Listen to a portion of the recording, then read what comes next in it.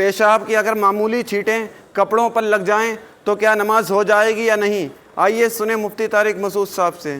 دیکھیں، نبی صلی اللہ علیہ وسلم نے خصوصی طور پر حکم دیا ہے پیشاب میں احتیاط کرنے سے۔ آپ نے فرمایا استنزہوا من البول فإن عامۃ عذاب القبر منہ، پیشاب سے احتیاط کرو اس لیے کہ عمومی طور پر عذاب قبر اس کی وجہ سے ہوتا ہے، کیونکہ انسان ناپاک رہتا ہے، پھر ظاہر نماز نہیں ہوگی۔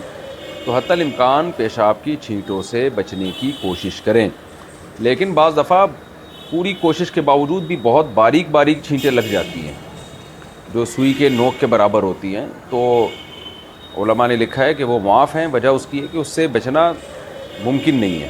تو ایسی باریک باریک بہت ہی چھوٹی چھینٹیں اگر کسی کے لگی ہوئی ہوں تو انشاءاللہ وہ قابل معافی ہے، اس سے نماز ادا ہو جائے گی۔